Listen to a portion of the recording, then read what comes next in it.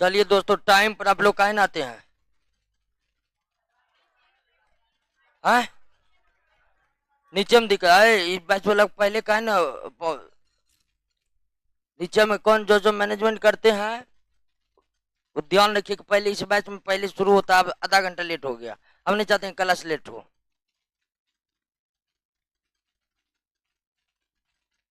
नहीं तो बोलिए क्लास 7:30 बजे लगाएंगे, हम 7:30 बजे आएंगे।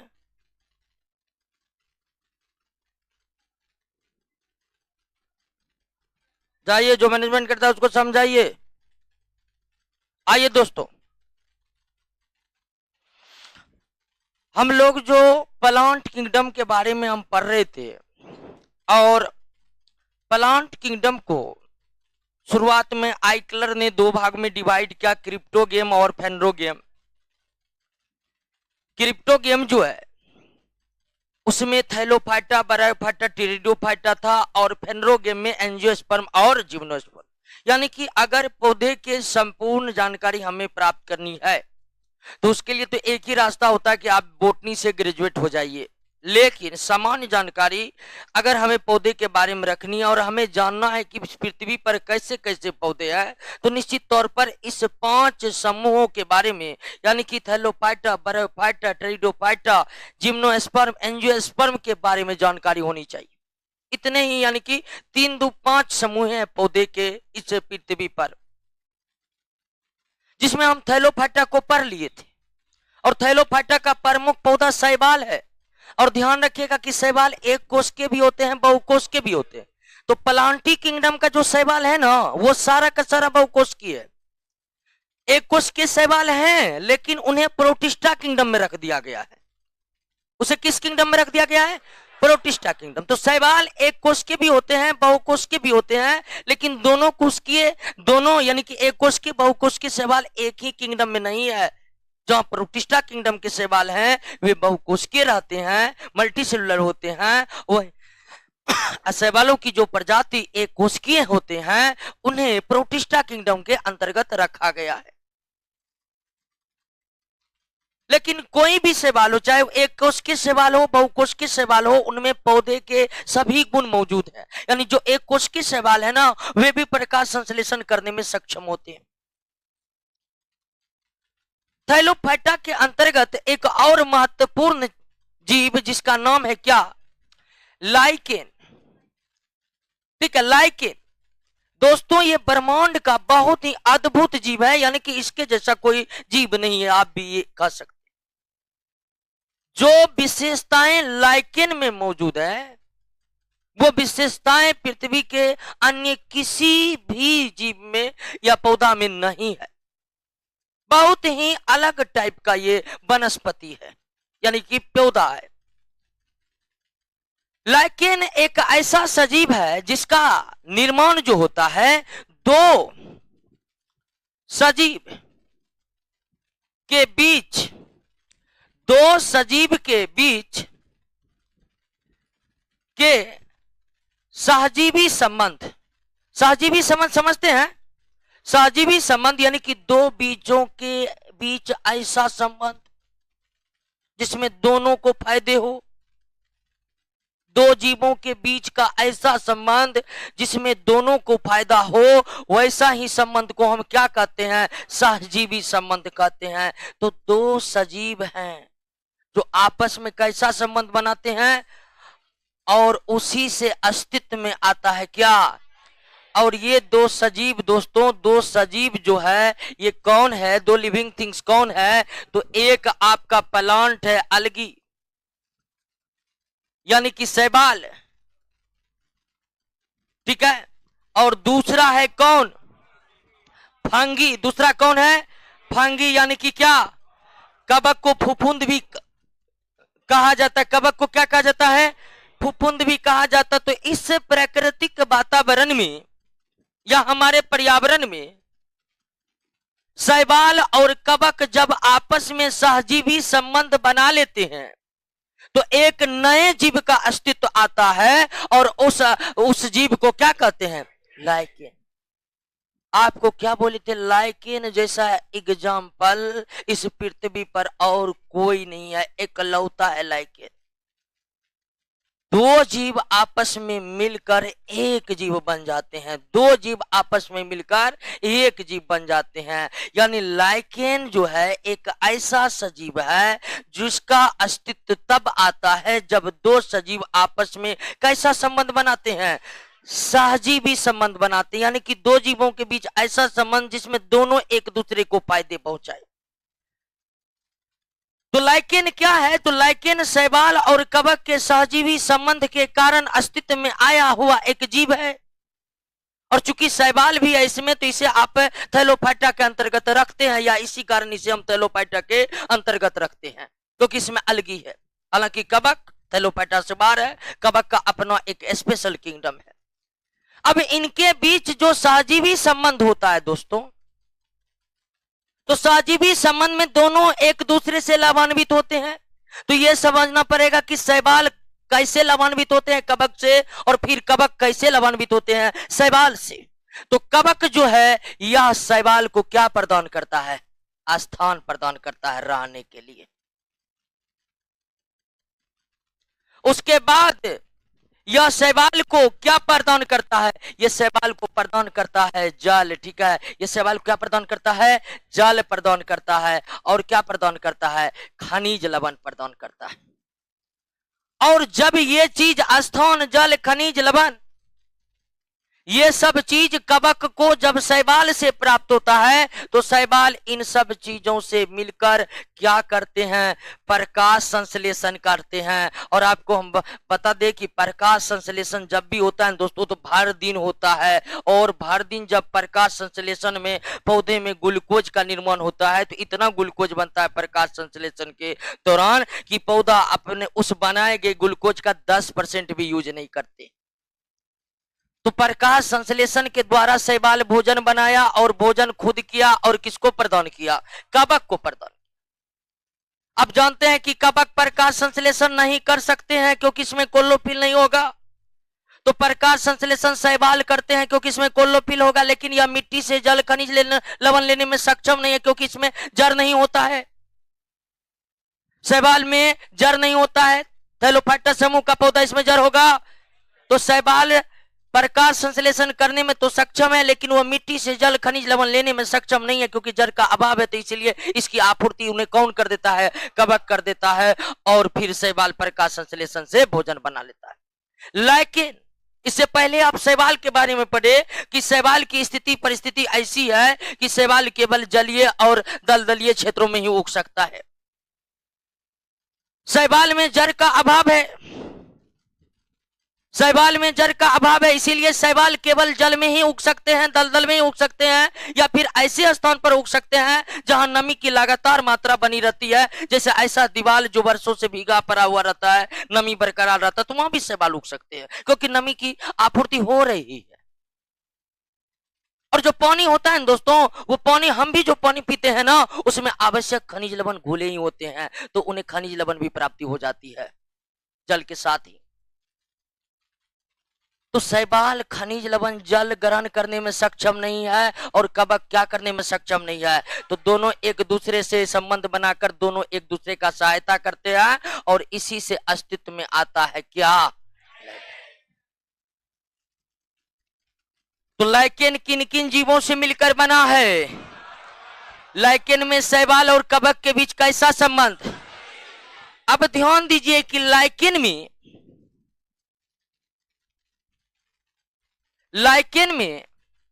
कौन कौन जीव मौजूद रहते हैं? शैवाल और कवक दोनों एक दूसरे को कैसे फायदा पहुंचाते हैं, इस बात को आप समझ लिए ना। अब ध्यान दीजिए कि कवक और शैवाल के बीच कैसा संबंध होता है? सहजीवी। लेकिन इन सहजीवी संबंध को, शैवाल और कवक के बीच के सहजीवी संबंध को हेलोटिज्म भी कहा जाता है। क्या कहा जाता है? हेलोटिज्म भी कहा जाता है। क्या कहा जाता है? हेलोटिज्म भी कहा जाता है। लाइकेन में शैवाल और कवक के बीच का जो सहजीवी संबंध बनता है, इन संबंध को और किस नाम से जाना जाता है? हेलोटिज्म। अब हेलोटिज्म का हिंदी मीनिंग होता है, हेलोटिज्म का हिंदी मीनिंग होता है मालिक नौकर का संबंध। मालिक नौकर का संबंध, ये हेलोटिज्म का हिंदी हुआ दोस्तों। और इसका यानी कि शैवाल और कवक के बीच के संबंध को मालिक नौकर का संबंध इसलिए कहा जाता है दोस्तों कि इसमें कवक की जो भूमिका है ना वो नौकर की तरह है। सब कुछ जरूरी चीज ला ला के दे रहा है, आराम से बैठ कर खाना बना रहा है, पहले खुद करेगा, बचेगा तो किसको मिलेगा? कवक को मिलेगा। तो शैवाल और कवक के बीच सहजीवी संबंध है, बिल्कुल सही है।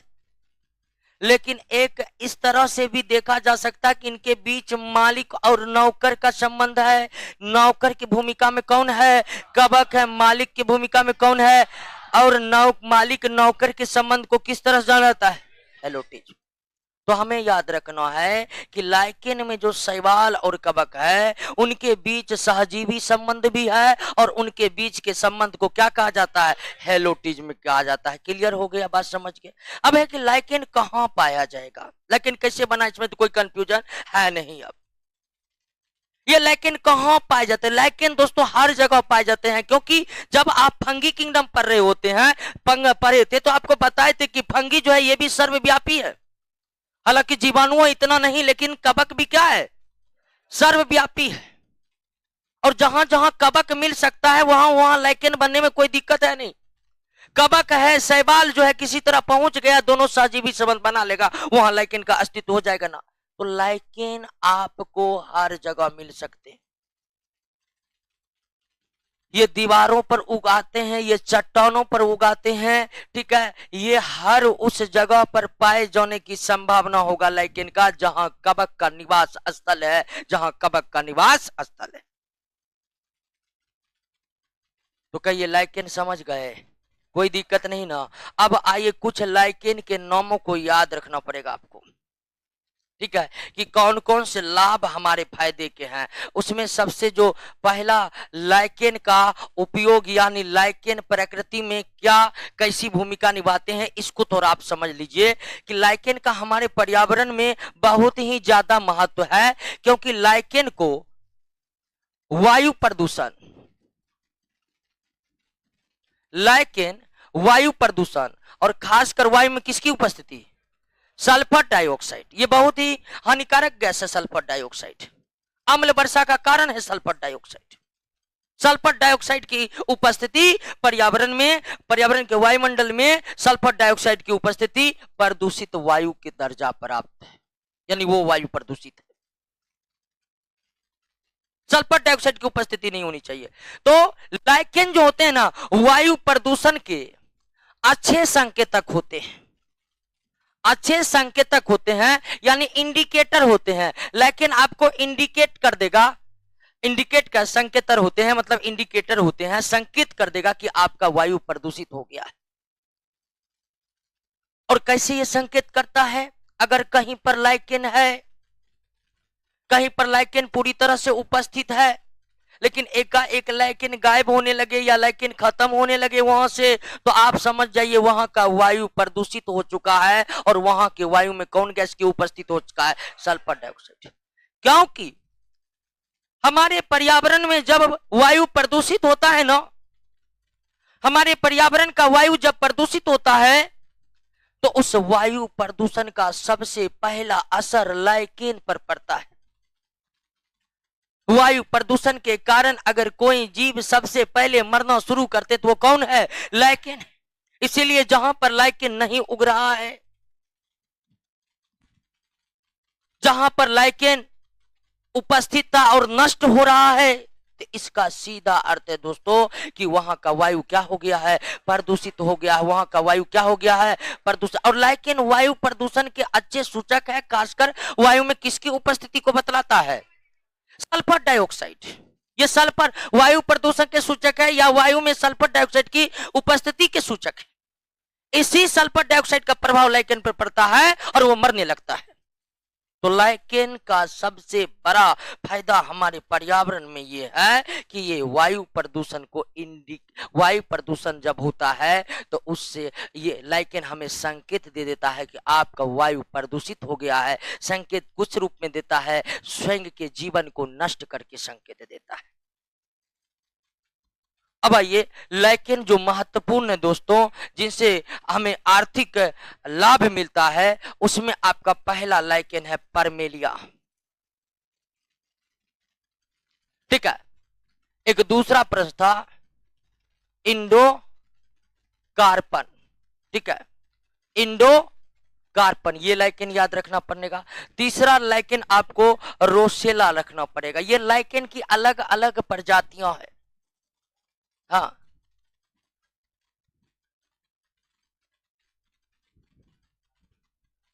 क्या बोले? हाँ, पटना का वायु को बात कर रहे हैं। चलिए, पटना का वायु के संकेतक का कोई जरूरी नहीं है, वायु प्रदूषित है। ठीक है, परमेलिया, इंडो कार्पन, परमेलिया, इंडो कार्पन, रोसेला, ये तीन लाइकेन के बारे में हमें जानना पड़ेगा और तीनों लाइकेन बहुत महत्वपूर्ण है। एक की परमेलिया लाइकेन से मिर्गी का इलाज किया जाता है। किसका? मिर्गी। मिर्गी समझते हैं जी? अचानक चक्कर आना तंत्रिका तंत्र से संबंधित रोग है। अचानक तंत्रिका तंत्र में गड़बड़ी उत्पन्न हो जाना, जो उसी ही मिर्गी कहते हैं, और मिर्गी के उपचार में परमेलिया लाइकेन है। इंडोकार्पन लाइकेन को सब्जी की तरह खाया जाता है जापान, चाइना, इंडोनेशिया जैसे देशों में। भारत में भी उत्तर पूर्वी राज्यों में, जो सिक्किम जो हो गया, फिर अरुणाचल प्रदेश हो गया, इन सब राज्यों में इनके सब्जी खाए जाते हैं। और रोसेला लाइकेन से लिटमस पत्र बनाए जाते हैं, वही जो अम्ल और क्षार को इंडिकेट करते हैं। लिटमस पेपर तैयार किए जाते हैं। तो तीन ही लाइकेन आपको याद रखना होगा, तीन ही लाइकेन। ठीक है, परमेलिया, इंडोकार्पन और रोसेला, और तीनों तो याद ही हो गया। परमेलिया लाइकेन से मिर्गी का उपचार किया जाता है, इंडोकार्पन लाइकेन को सब्जी के रूप में खाया जाता है, और रोसेला लाइकेन से लिटमस पत्र तैयार होता है। बस तीन ही लाइकेन। क्लियर हो गया? समझ गए? लाइकेन के बारे में बस इतना जानकारी रखना। लाइकेन शैवाल और कवक के बीच के सहजीवी संबंध के कारण अस्तित्व में आता है। लाइकेन में शैवाल और कवक के बीच के सहजीवी संबंध को अन्य किस नाम से जाना जाता है? हेलोटिज्म के नाम से। लाइकेन का आवास कहां कहां हो सकता है? तो लाइकेन भी कवक की तरह क्या होते हैं? सर्वव्यापी होते हैं। लाइकेन भी कवक की तरह क्या होते हैं? सर्वव्यापी होते हैं। जहां जहां कवक है वहां पर लाइकेन का अस्तित्व बन सकता है दोस्तों। लेकिन आपको बताएं कि लाइकेन वहां नहीं उगेगा जहां पर क्या है? वायु प्रदूषित है। जैसे SO2, मतलब अगर वायु में सल्फर डाइऑक्साइड की उपस्थिति है। और तीन लाइकेन आप याद करिएगा। Okay, lichen clear? कोई दिक्कत नहीं ना? क्या था क्वेश्चन? शैवाल के बारे में क्वेश्चन था, लाइकेन के। हाँ बोलिए।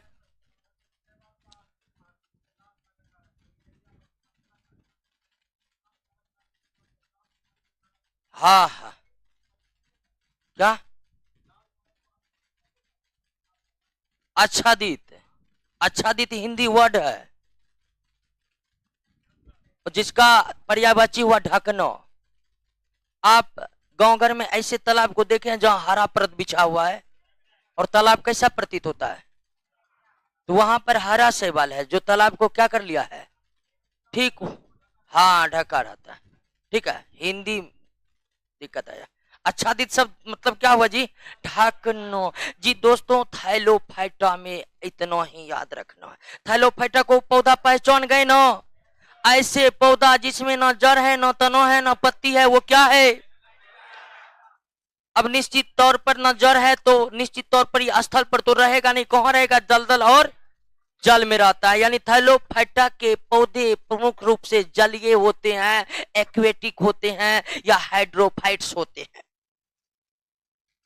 अब जब जड़ तना पत्ती नहीं है तो थाइलोफाइटा की आकृति के बारे में पूछेगा तो क्या बोलिएगा कि थाइलोफाइटा के पौधों की आकृति कैसी होती है?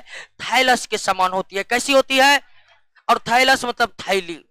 थाइलस मतलब थैली। और आप बरसात के समय घरों पर काई उगते हुए देखे हैं ना? वही है थैलस आकृति, और वही है शैवाल। आइए दोस्तों, दूसरे समूह से मुलाकात आपको कराते हैं, और इसका नाम है क्या? ब्रायोफाइटा।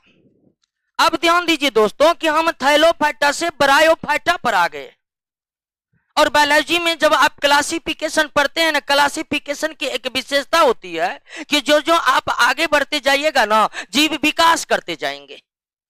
यानी कि हम थैलोफाइटा जो पढ़े थे वह इस पृथ्वी का सबसे कम विकसित पौधा है। अगर सवाल आ जाए कि इस पृथ्वी का सबसे कम विकसित समूह वाला कम विकसित पौधे का समूह कौन है, तो आंसर क्या होगा? थैलोफाइटा होगा। थैलोफाइटा सबसे कम विकसित पौधा है, कुछ नहीं है पौधा में, जड़ तना पत्ती कुछ भी नहीं। लेकिन हम थैलोफाइटा के बाद बरायोफाइटा के बारे में पढ़ रहे हैं, तो आप निश्चित ही अनुमान लगा लीजिए कि यह बरायोफाइटा का पौधा थैलोफाइटा से ज्यादा डेवलप्ड होगा। ठीक इसी तरह जब हम एनिमल किंगडम पढ़ेंगे ना, एनिमल किंगडम में हम पोरीफेरा से पढ़ना स्टार्ट करते हैं और आकर के ह्यूमन बॉडी पर छोड़ देते हैं, क्योंकि विकास की प्रक्रिया ह्यूमन पर आकर के मनुष्य पर आकर रुका हुआ है, या फिर इतनी धीमी गति से मनुष्य के बाद विकास हो रहा है कि हमें वे नजर नहीं आ रहा है। तो ज्यों ज्यों हम क्लासिफिकेशन में आगे बढ़ते जाएंगे, पौधा क्या करते जाएगा? विकास कर जाएगा। आपसे पूछेगा थैलोफाइटा ज्यादा विकसित पौधा है या बरायोफाइटा? बरायोफाइटा विकसित है। बरायोफाइटा समूह के पौधे जो है, इसमें लगभग 25,000 टाइप का पौधा है। यानी पौधे के कितने जातियां बरायोफाइटा के अंतर्गत है? 25,000 टाइप के पेड़ पौधे सिर्फ बरायोफाइटा के अंतर्गत। और बरायोफाइटा समूह के पौधे स्थल पर भी रहते हैं, लेकिन प्राय ठीक स्थल पर भी रहते हैं, लेकिन प्राय कैसे स्थल पर? तो नमी स्थल पर, छायादार स्थलों पर, यह नहीं कि कहीं पर। ऐसे स्थल ऐसा जिसमें नमी बरकरार रहे, छायादार हो। और ये बरायोफाइटा के पौधे जलीय भी होते हैं, स्थलीय भी होते हैं। जलीय भी होते हैं या स्थलीय भी होते हैं, लेकिन यह सभी प्रकार के स्थलों पर नहीं पाया जाता है। चूंकि बरायोफाइटा समुदाय के पौधे जिसमें लगभग 25,000 अलग अलग टाइप के पौधे हैं या अलग अलग जाति के पौधे हैं, उनमें कुछ स्थल पर रहते हैं, अधिकांश जल में रहते हैं। तो इसलिए इस पौधे को amphibian of the plant kingdom कहा जाता है। ठीक है, amphibian of the plant kingdom. ठीक है, प्लांट किंगडम। प्लांट किंगडम का मतलब हुआ दोस्तों कि पादप जगत का उभयचर। ठीक है, इसको हिंदी में क्या कहते हैं? उभयचर कहते हैं। उभयचर ऐसे जीव को कहते हैं, एम्फीबिया ऐसे जीव को कहते हैं जो स्थल पर भी रहते हैं और जो जल में भी रहते हैं, जैसे मेढक। तो चूंकि इस बरायोफाइटा समुदाय के पौधे स्थल पर भी रहते हैं कुछ, लेकिन अधिकांश कहां रहते हैं? जल में रहते हैं। इसीलिए इस पौधे को या इस समूह के पौधे को क्या कहा जाता है? Amphibian of the plant kingdom कहा जाता है, या पादप जगत का उभयचर कहा जाता है। अब दोस्तों पौधा है तो एक लक्षण तो होगा ही कि क्लोरोफिल होगा, प्रकाश संश्लेषण होगा, वो बताने की जरूरत नहीं है। ये बरायोफाइटा समुदाय के पौधे में, इसके भी बरायोफाइटा समुदाय की जो अधिकांश पौधे हैं, बरायोफाइटा समुदाय के अधिकांश पौधा है दोस्तों, जो अधिकांश पौधा वो थैलोफाइटा की तरह ही कैसे होते हैं? थाइलस के समान होते हैं। और जब हम कहते हैं कि कोई पौधा थाइलस के समान है, तो उसका मतलब होगा कि उस पौधा में जड़ तना पत्ती कुछ भी नहीं होता है। तो बरायोफाइटा के भी अधिकांश पौधे किसके समान होते हैं? थाइलस। लेकिन कुछ पौधों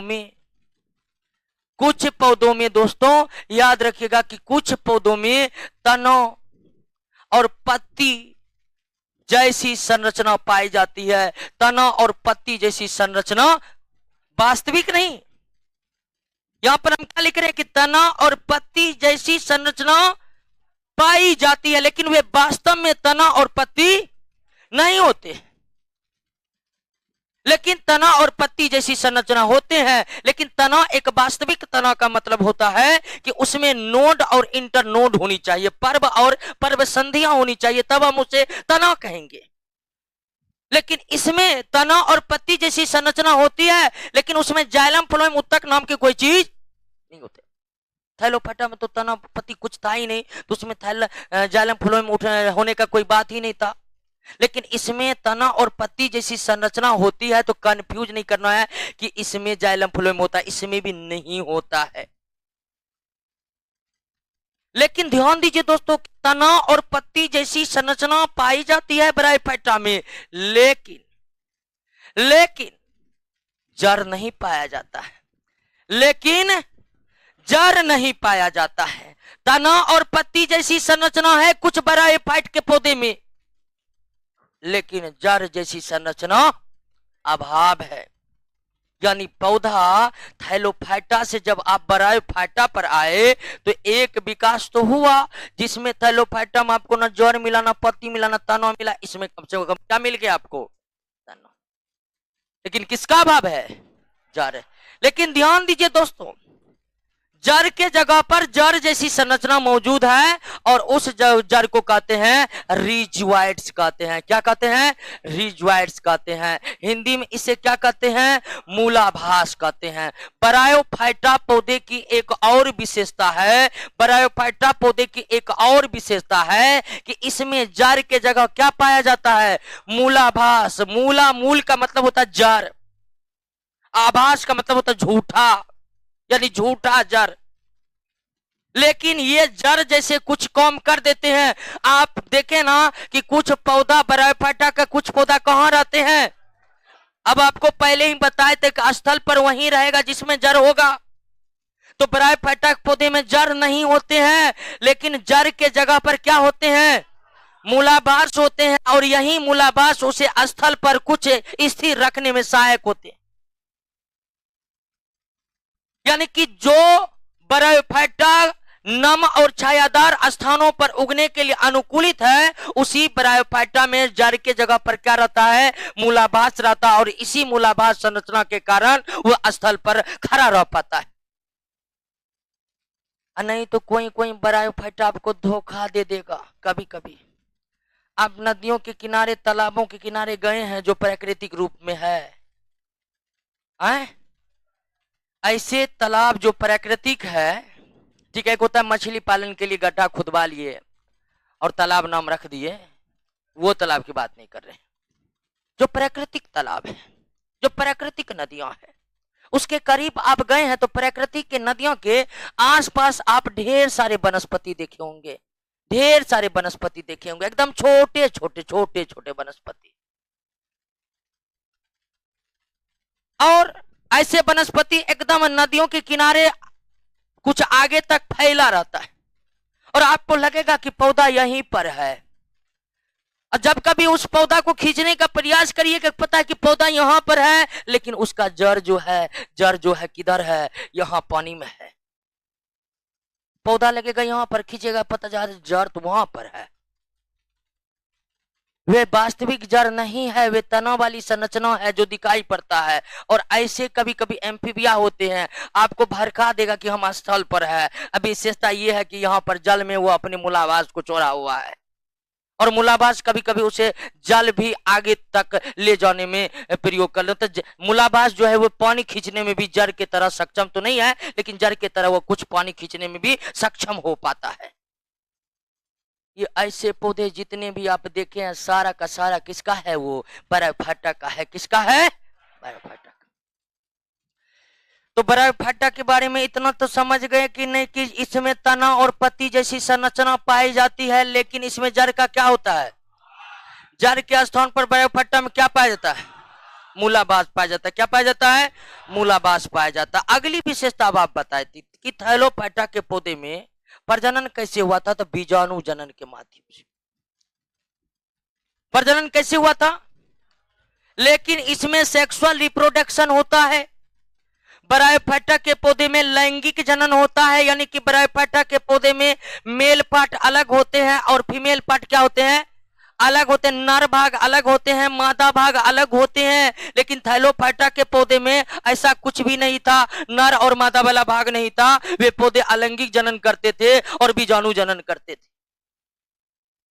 लेकिन ब्रायोफाइटा में दोनों पार्ट क्या होते हैं? अलग होते हैं। हालांकि एक ही पौधा पर होते हैं, एक ही पौधा पर एक पार्ट में मेल पार्ट है, दूसरे जगह जो है आपको फीमेल पार्ट है।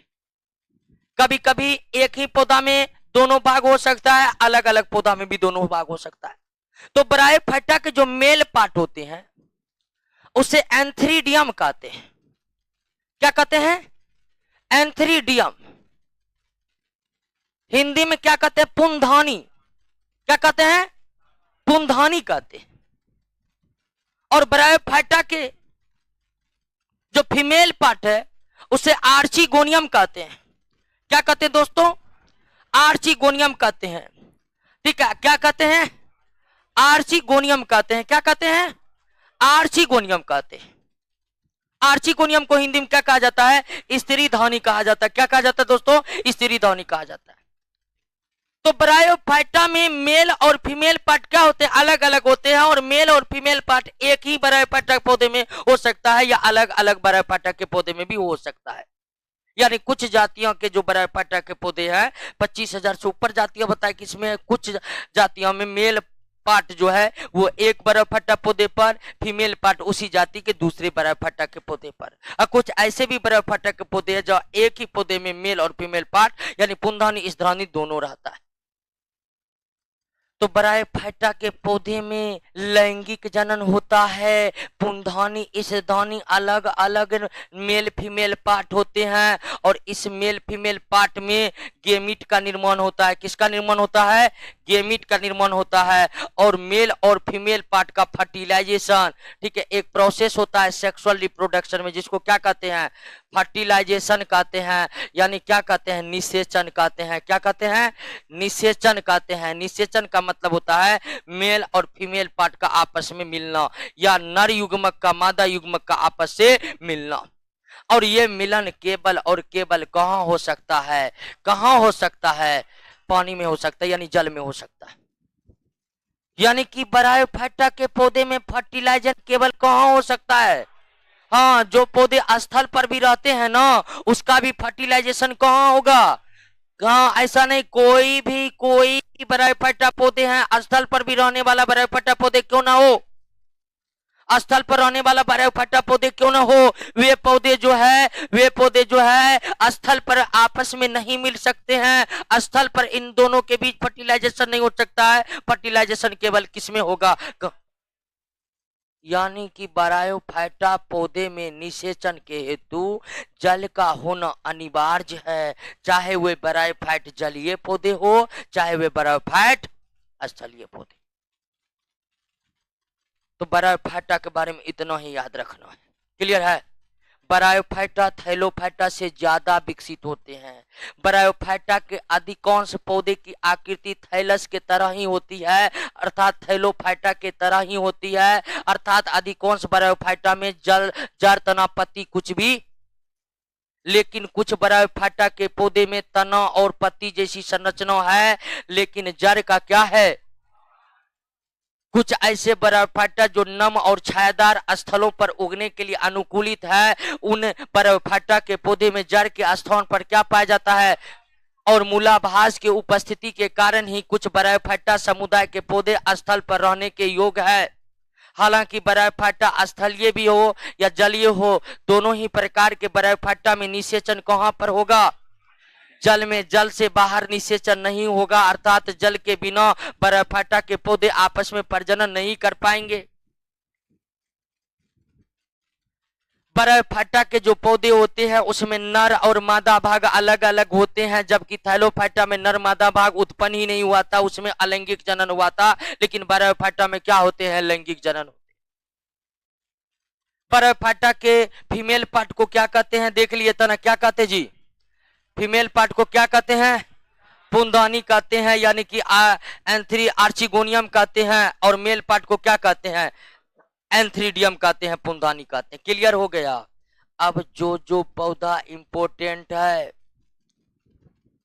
उस पौधा का नाम याद रखिए। देखिए कौन कौन पौधा, एग्जाम्पल पौधा देखिए कौन कौन है। माउस है, ठीक है, लीवर बट है, रिक्सिया है, बारब्यूला है, एंथोरियस है, मर्केसिया है। तो ये सब पौधे को आपको क्या करना पड़ेगा? याद रखना पड़ेगा कि मर्केसिया ब्रायोफाइटा समुदाय का पौधा है, माउस लिवर बट ब्रायोफाइटा समुदाय का पौधा है, रिक्सिया बार्ब्यूला ब्रायोफाइटा समुदाय का पौधा है, एंथोरिसस ब्रायोफाइटा समुदाय का पौधा है। तो एक दो बार देखते रहिएगा, पता चल जाएगा। वैसे तो 25,000 पौधा है, सबको याद रखना संभव है नहीं है, लेकिन जो एग्जाम्पल है एकदम example direct NCERT 9th class के एनसीईआरटी में जितना एग्जाम्पल दिया है सब आपके नोट में रख दिए हैं, ठीक है। तो उसको उतना आप याद रखिएगा, कोई दिक्कत नहीं ब्रायोफाइटा में। अब आते हैं कि क्या ब्रायोफाइटा के आर्थिक महत्व मानव के लिए है। क्या ब्रायोफाइटा, अब थैलोफाइटा के समुदाय के से हमें कई सारे आर्थिक महत्व के पौधे मिले थे। थैलोफाइटा समुदाय के पौधे से हमें काफी फायदा हुआ था, हमें आयोडीन की प्राप्ति हुई थी, हमें सब्जी की प्राप्ति हुई थी, हमें प्रोटीन की प्राप्ति हुई थी, कई प्रकार के उत्पादों को हमने थैलोफाइटा समुदाय के पौधे से प्राप्त किया था। यानी थैलोफाइटा समुदाय के पौधे काफी आर्थिक महत्व के साबित हुए मानव के लिए। लेकिन सवाल है क्या ब्रायोफाइटा का भी आर्थिक महत्व है या फिर पर्यावरण में ही इसका मुख्य योगदान है। तो ये समझ लीजिए कि ब्रायोफाइटा का उतना ज्यादा आर्थिक महत्व मानव के लिए नहीं। थैलोफाइटा से बहुत कम आर्थिक महत्व के ब्रायोफाइटा पौधे होते हैं, और ब्रायोफाइटा पौधे मानव को कोई विशेष प्रकार के उत्पाद प्राप्त होता है या मानव को विशेष प्रकार से इस समुदाय के पौधे लाभ पहुंचाते, ऐसा कुछ भी नहीं है। और ध्यान दीजिए कि जब हम पौधा की बात किए हैं तो ब्रायोफाइटा के जो पौधा था जिसमें तना और पत्ती था, तो वे पौधे बड़े बड़े नहीं होते हैं, वे पौधे क्या होते, बहुत छोटे छोटे होते। लंबाई के अनुसार हम भी पौधे को 3 भाग में बांटते हैं। एक होता है हर्ब, यानी कैसा पौधा, शाकीय पौधे, काफी छोटे छोटे पौधे को क्या कहते हैं, शाकीय पौधे कहते हैं। एक होता है सर्ब, इसको क्या कहते हैं, ये पौधे मालोजे टाइप का, जैसे अनार का पौधा, आंवला का पौधा, तुलसी का पौधा, ये सब कौन है, सर्ब्स है, यानी झाड़ी वाला पौधा है। एक तीसरा होता है क्या, ट्री, एक तीसरा क्या होता है, ट्री और वृक्ष, और ये समझ ही रहे हैं वृक्ष हम किसको बोले। तो ऊंचाई और मजबूती के अनुसार भी पौधे के 3 वर्ग हैं, हर्ब, सर्ब्स और ट्री। हर्ब्स का मतलब नन्हे नन्हे पौधे जिसको आप जब चाहे पैर से मसल सकते हैं। सर मतलब झाड़ी वाला पौधा जो थोड़े मजबूत होते हैं और मध्यम ऊंचाई वाले होते हैं, और वृक्ष जैसे आम, पीपल, बरगद, ये सब वृक्ष की श्रेणी में। तो ब्रायोफाइटा का जो पौधा होता है ना, सारा क्या किस प्रकृति का होता है, हार्ब से प्रकृति, काफी छोटे छोटे होते हैं। ये नहीं कि ब्रायोफाइटा में बड़े बड़े पौधे होते हैं, वृक्ष होते हैं, नहीं, काफी छोटे छोटे पौधे होते हैं, काफी छोटे छोटे। झाड़ी वाला भी पौधे नहीं होते ब्रायोफाइटा में। तो ब्रायोफाइटा के पौधे विशेष आर्थिक महत्व के नहीं होते, लेकिन इस समुदाय का पौधे का एक वर्ग है मौस। मौस, उससे कुछ फायदा पहुंचता है, मौस, ठीक है, नाम ही है पौधा के समूह है दोस्तों, मौस। और इस पौधा से या इन पौधे, ये जो एक पौधे का समूह है जिसका नाम है मॉस, मॉस कोई एक पौधा नहीं है, ब्रायोफाइटा का समूह है पौधा का, ये भी आप ध्यान रखिएगा। तो मॉस समूह के पौधे से ये फायदा है कि पशु पक्षी इसका भोजन के रूप में इस्तेमाल करते हैं, चिड़िया सब। लेकिन इसका सबसे बड़ा हम फायदा बता रहे हैं कि मॉस जो है इसमें पानी को अवशोषित करने की बहुत ही प्रबल क्षमता होती है। मॉस में पानी को अवशोषित करने की बहुत ही प्रबल क्षमता होती है। मॉस अपने आयतन का 100, 150, 1000 गुना तक पानी को क्या कर सकते हैं, अवशोषित कर सकते हैं, अवशोषित कर सकते हैं। और मॉस का इसी गुण का उपयोग नर्सरी में पैकिंग मटेरियल के रूप में इस्तेमाल किया जाता है। यानी ब्रायोफाइटा समुदाय का जो ये पौधा है मॉस, इसका उपयोग नर्सरी में पैकिंग मटेरियल के तौर पर होता है। उदाहरण के लिए आपको गुजरात के नर्सरी से कुछ पौधे बिहार लाना है, तो बीच में 1-2 दिन लग जा रहा है, तो आप क्या करिएगा, तो नर्सरी वाले उनके जड़ों को मॉस में पैक करके दे देंगे। और मौस में बहुत ज्यादा, मौस को बहुत ज्यादा पानी अवशोषित करवा देंगे,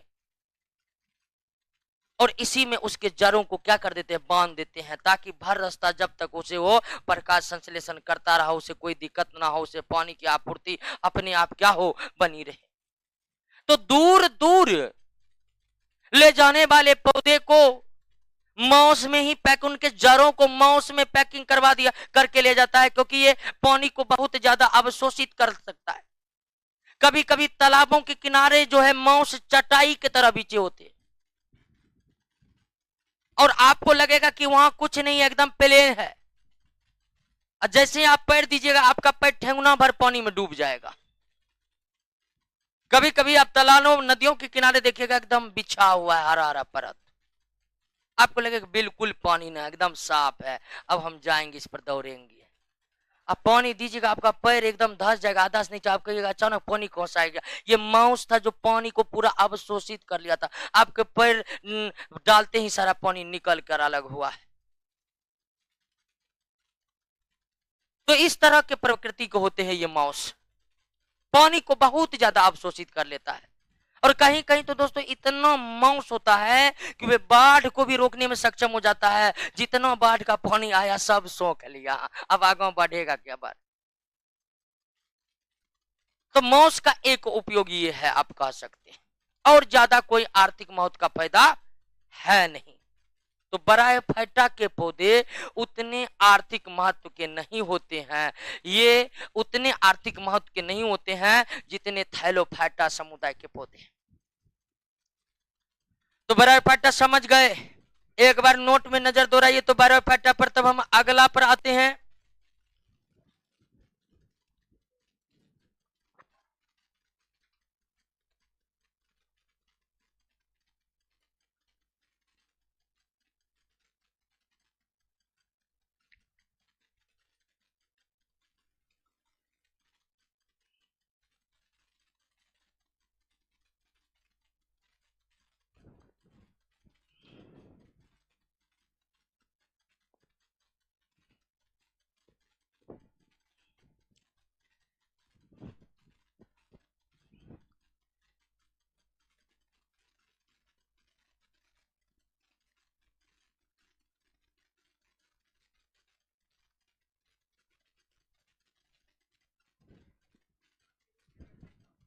क्या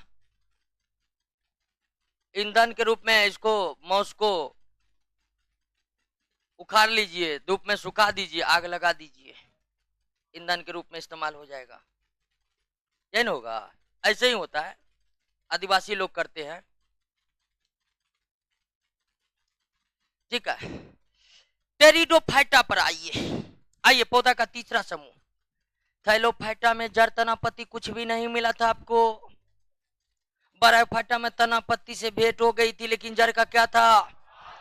आइए, पृथ्वी पर का पहला पूर्ण विकसित तो नहीं, पृथ्वी पर का पहला विकसित पौधा का समूह कौन है, टेरिडोफाइटा।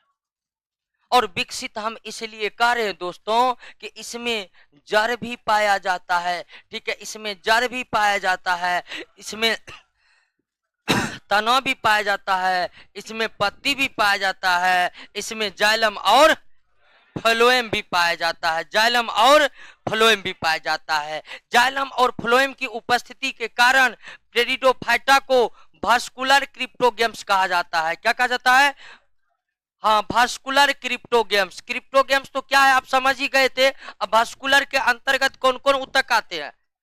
चूंकि टेरिडोफाइटा में जाइलम और फ्लोएम उपस्थित है, तो टेरिडोफाइटा को एक और किन्हीं नामों से हम जानते हैं, वास्कुलर क्रिप्टोगेम्स के नाम से जानते हैं, वास्कुलर क्रिप्टोगेम्स। तो टेरिडोफाइटा वाला जो पौधा होता है दोस्तों, ये जड़ तना पत्ती जाइलम, जड़ तना पत्ती सब कुछ होता है, यानी कि ये विकसित पौधा है। बस इसमें अभाव क्या रह गया है, फूलों का। इसमें कभी फूल नहीं खिलते हैं, जिसके कारण इसमें कभी फल नहीं लगते हैं। फूल और फलों के अलावे टेरिडोफाइटा में हर कुछ विकास कर गया है, सारा कुछ विकास कर गया है। लेकिन ध्यान दीजिए कि टेरिडोफाइटा में जड़ तना पत्ती हर कुछ का विकास हो गया है, लेकिन इसके पौधे बड़े बड़े वृक्षों वाले नहीं होते हैं, या तो शाकीय होते हैं या झाड़ी के स्वरूप के होते हैं। यानी कि सब कुछ इसमें विकसित हो गया है, तो यह सबसे बड़ा बड़ा पौधा है। मतलब इसके अंतर्गत बड़े बड़े वृक्ष वाले भी पौधे आ गए हैं, तो ऐसा बिल्कुल नहीं है। इसके अंतर्गत या तो शाकीय पौधे हैं दोस्तों, कैसे पौधे हैं, शाकीय पौधे हैं, या फिर कैसे पौधे हैं, झाड़ी वाले पौधे हैं। बड़े बड़े वृक्षों वाले पौधे नहीं है, बड़े बड़े वृक्षों वाले पौधे नहीं। अब दोस्तों यह पौधा कहाँ रहता है, तो आप जान ही गए हैं कि यह पौधा तो अब स्थल पर रहने के लिए अनुकूलित हो गया है, हो गया है ना। तो ये स्थल पर रहते हैं दोस्तों, लेकिन सभी प्रकार के स्थलों पर नहीं रहते हैं। ये प्रायः कैसे स्थलों पर रहते हैं, छायादार जगहों पर रहते हैं। कैसे जगह पर, यानी कि पौधा स्थल पर रहने के योग्य हो गया है, लेकिन इतना भी योग्य नहीं हुआ है टेरिडोफाइटा समूह का पौधा कि सभी स्थलीय पर्यावरण में ये रह सके। ये प्रायः आपको छायादार स्थानों पर ही उगते हैं। और टेरिडोफाइटा समुदाय के पौधे की एक सबसे बड़ी विशेषता क्या है कि इस समूह के कई ऐसे पौधे हैं जिनके पत्ते बहुत ही आकर्षक रंग लिए होते हैं। इसी कारण लोग अधिकांश ऐसे पौधे जो गमले में लगाते हैं, उनके पत्तों की खूबसूरती के कारण, और जिनमें आप कभी फूल आते नहीं के देखते हैं, फल लगते नहीं देखते हैं, निश्चित में गमला वाला पौधा कौन होता है, टेरिडोफाइटा। आप समान रूप से देखते होंगे कि कुछ पौधे के पत्ते बहुत बेहद खूबसूरत होते हैं, और लोग पत्तों की खूबसूरती देखकर उन्हें अपने दरवाजे पर लगाते हैं, गमलों में लगाते हैं। उन पौधों में कभी फूल नहीं खिलते हैं। वे पौधे कौन होते हैं, टेरिडोफाइटा होते हैं। तो टेरिडोफाइटा का जो पौधा होता है दोस्तों, शाकीय होता है, यानी बहुत छोटे छोटे होते हैं, या फिर किसके समान होता है, झाड़ी के समान होता है। अब सब कुछ विकसित हो ही गया है। अब ध्यान दीजिए दोस्तों कि ये पौधे जो है, टेरिडोफाइटा समुदाय का पौधा जो है, इसमें भी नर भाग अलग होता है और मादा भाग क्या होता है, अलग होता है। नर भाग अलग होता है, मादा भाग क्या होता है, अलग होता है। यानी कि थैलोफाइटा समुदाय के पौधे में अलैंगिक जनन हुआ था। बरायोफाइटा समुदाय के पौधे में लैंगिक जनन हुआ था, क्योंकि उसमें नर और मादा दोनों भाग आ गए थे। और टेरिडोफाइटा समुदाय के पौधे में भी नर और मादा दोनों भाग अलग अलग होते हैं, अर्थात इसमें भी लैंगिक जनन होता है, सेक्सुअल। लेकिन इसके नर भाग को कहते हैं एंथ्रीडिया।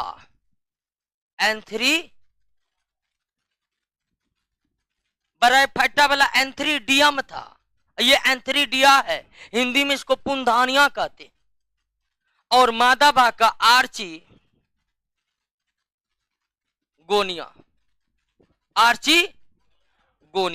ठीक है, आर्चिगोनिया, ठीक है, आर्चिगोनिया। तो बरायोफाइटा के तरह टेरिडोफाइटा में भी मेल और फीमेल पार्ट अलग अलग होते हैं। और दोस्तों बरायोफाइटा की तरह इसमें भी निषेचन के लिए क्या चाहिए, जल चाहिए। यानी इसका भी फर्टिलाइजेशन जो होगा, इसका भी निषेचन जो होगा, वह जल में ही होगा बरायोफाइटा की तरह। बरायोफाइटा में भी मेल और फीमेल पार्ट जो आपस में मिलेंगे, कहां मिलेंगे, जल में मिलेंगे। और टेरिडोफाइटा में मेल और फीमेल पार्ट मिलेंगे, कहां मिलेंगे, जल में ही मिलेंगे। यानी बरायोफाइटा में निषेचन हेतु जल अनिवार्य है, और टेरिडोफाइटा में भी निषेचन हेतु जल अनिवार्य है। तो बस इतना ही बात याद रखना है। थैलोफाइटा में जड़ तना पत्ती कुछ भी नहीं था, टेरिडोफाइटा में सब कुछ विकास कर गया। क्लियर है। अब बाकी पौधा है तो पौधे वाला सारा गुण होगा ही, क्लोरोफिल होगा, प्रकाश संश्लेषण करेगा। तो दोस्तों टेरिडोफाइटा का पौधा पृथ्वी का पहला विकसित पौधा है, और इसमें जाइलम फ्लोएम की उपस्थिति है, जड़ तना पत्ती सबकी उपस्थिति है। बस कमी है फूल और फलों की, जो इसमें नहीं होता है। बाकी पौधे का सारा लक्षण इसमें मौजूद है। ये पौधे स्थल पर उगते हैं, खासकर गमलों में उगाए जाते हैं, क्योंकि इनके कई पौधे सजावटी पौधे के तौर पर इस्तेमाल किया जाता है। अब टेरिडोफाइटा का जो महत्वपूर्ण एग्जाम्पल वाला पौधा है उसको पढ़िए।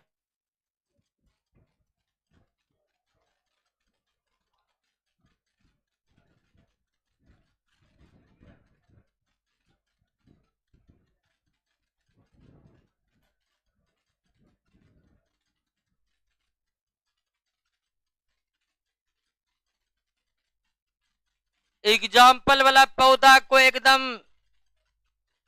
होंठ पर रखना है, क्योंकि मार्केसिया ब्रायोफाइटा में था, अब मार्सिलिया पर है टेरिडोफाइटा में। कभी परीक्षा में पूछ दिया और मार्केसिया मार्सिलिया में अंतर ना कर पाए तो 1 नंबर खत्म।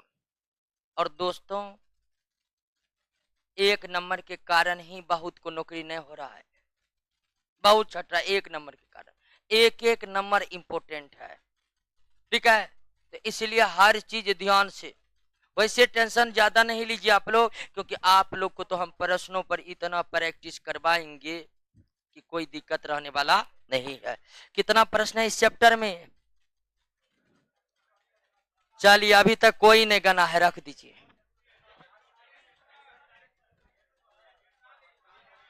कितना है देखे? 148 है।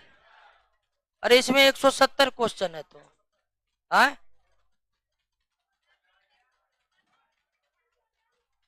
170 है, कुछ छूट गया है एक। आप लोग कब लिए हैं? 1 मिनट, इधर लिए हैं?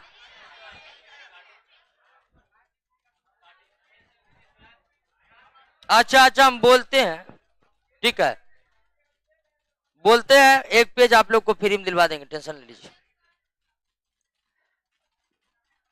आइए दोस्तों, क्या है 4 नंबर? पढ़िए क्या है, बोलिए ना। अच्छा, आ रहे जो चीज क्लियर नहीं हो रहा है ना, टेंशन नहीं लीजिए, क्वेश्चन आएगा अपने क्लियर होगा। ध्यान दीजिए। तो दोस्तों, टेरिडोफाइटा क्लियर है ना? तो पौधा का एग्जाम्पल है जो ना, उसको याद रखना है। आइए, टेरिडोफाइटा का जो महत्वपूर्ण पौधा है जिन्हें हमें याद रखना है, ठीक है, महत्वपूर्ण पौधा जो हमें याद रखना है। सबसे पहला पौधा आपको याद रखना है लाइकोपोडियम।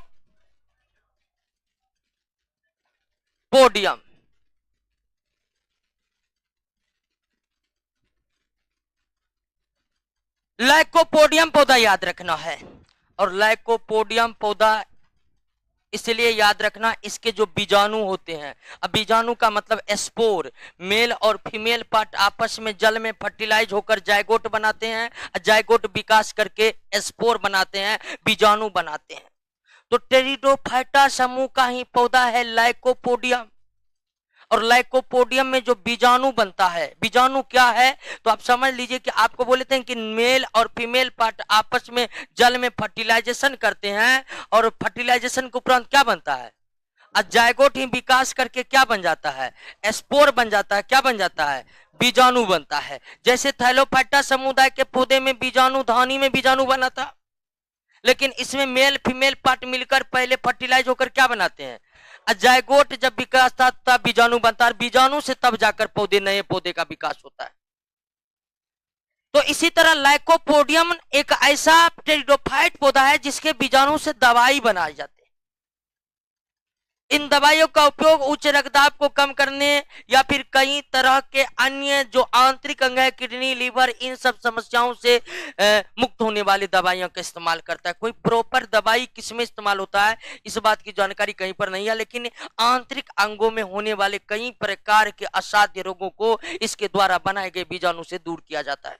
लाइकोपोडियम। दूसरा जो आपको याद रखना है, टेरिडियम। क्या याद रखना है? टेरिडियम। टेरिडियम एक ऐसा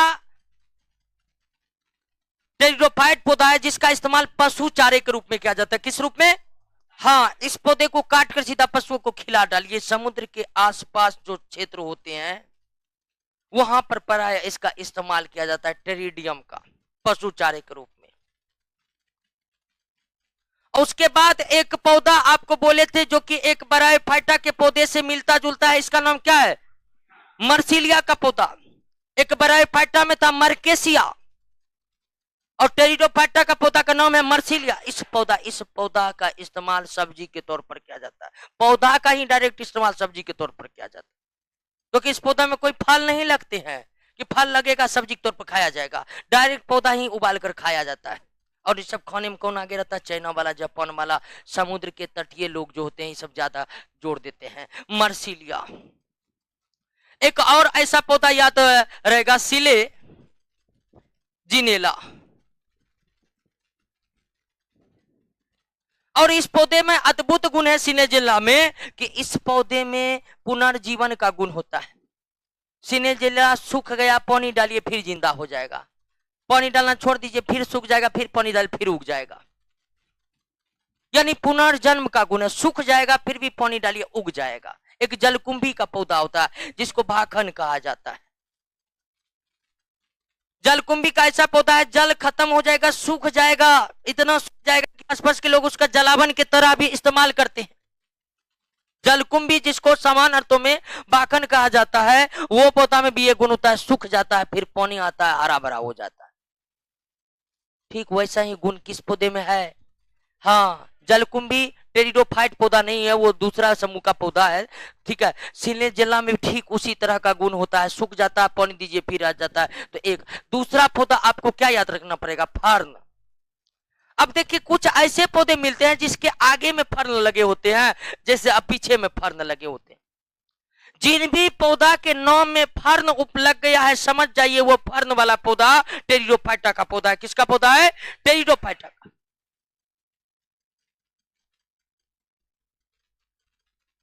और फर्न जलीय पौधा भी होता है, जलीय पौधा होता है। क्या होता है? एक होता है एजोला। एजोला जल में पाया जाता है। किसमें? एजोला जल में पाया जाता है, जल में।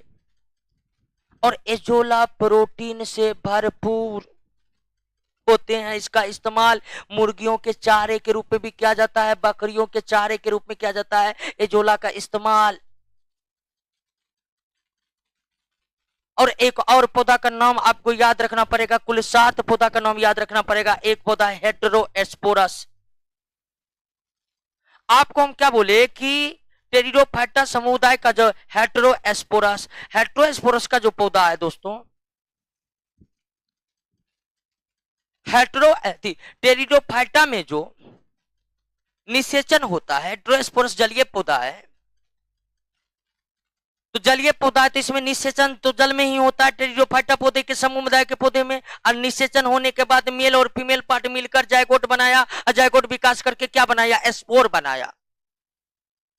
तो स्पोर जो बनते हैं हेटेरोस्पोरस पौधा में, स्पोर जो बनते हैं हेटेरोस्पोरस पौधा में, वे स्पोर बनकर के इस हेटेरोस्पोरस पौधा में इस तरह लटके होते हैं कि मानो इस पौधा में बीज लटका हुआ है।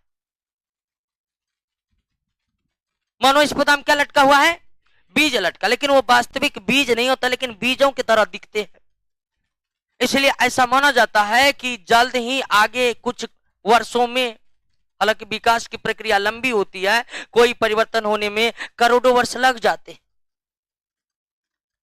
तो टेरिडोफाइटा ऐसा पौधा है, अगर जिन पौधे में अभी तक पृथ्वी में जिन पौधे में बीज नहीं है, और भविष्य में विकास की प्रक्रिया में अगर किसी बिना बीज वाले पौधे में बीज उत्पन्न होता है, तो सबसे पहले जिस पौधा में बीज उत्पन्न होगा वो टेरिडोफाइटा का पौधा होगा। किसके पौधा होगा?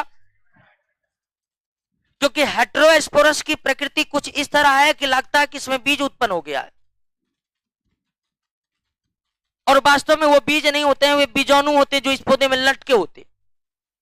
तो आपको टेरिडोफाइटा समूह के कौन कौन पौधा याद रखना पड़ेगा? लाइकोपोडियम याद रखना पड़ेगा, क्योंकि इसके बीजाणु से दवाई बनाए जाते हैं। टेरिडियम को याद रखना पड़ेगा, इससे पशु चारे का इस्तेमाल किया जाता है। मार्सेलिया को सब्जी के रूप में खाया जाता है। सिलेजिनेला में पुनर्जीवन का गुण होता है।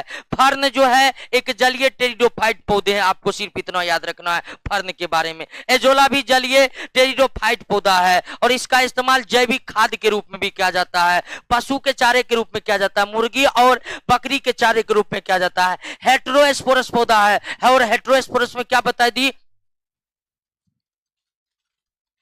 बीजों की प्रकृति उत्पन्न होगी। यही था ना आपका 4 नंबर। समझे कि नहीं समझे?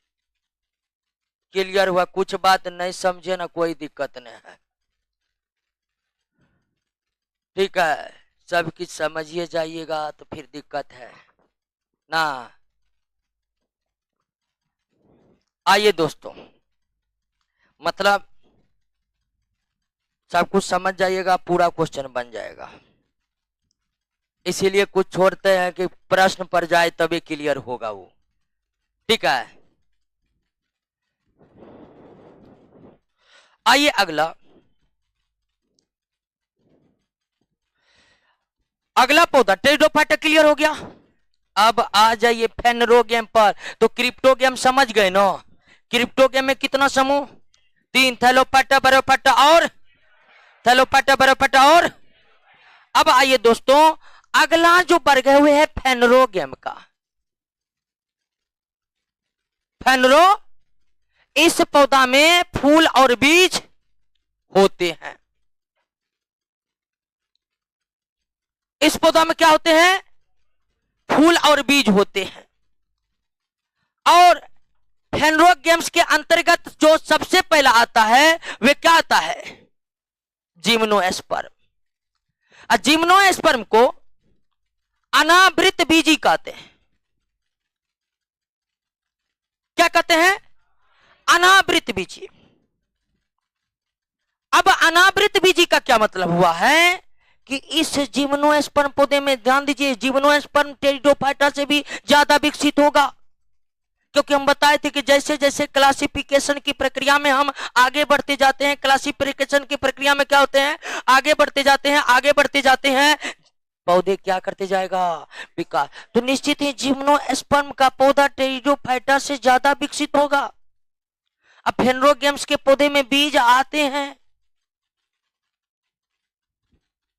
फेनरोगेम्स के पौधे में फूल और बीज आते हैं, लेकिन जिम्नोएस्पर्म में ऐसे पौधे को रखा गया है दोस्तों जिसमें बीज होते हैं। ठीक है, जिसमें क्या होते हैं? बीज होते हैं, लेकिन इसमें फल नहीं होते हैं। किसी भी जिम्नोएस्पर्म के पौधे में बीज तो होते हैं लेकिन फल, अब फल नहीं होने के कारण बीज के ऊपर कोई आवरण, अधिकांश आप पौधे देखे होंगे बीज कहां है तो फलों के अंदर है, बीज कहां है फलों के अंदर है, लेकिन ऐसे पौधे भी है जिस पर बीज, जिसके बीज पर कोई फल का आवरण नहीं होता है और फल नग्न अवस्था में रहता है। और फल यानी कि फल पर बीजों का कोई आवरण नहीं रहता है, तो फल जो है आपको उस पर कोई आवरण नहीं होता है, इसीलिए इसको क्या कहते हैं? अनावृत बीजी कहते हैं। तो अनावृत बीजी का मतलब समझे?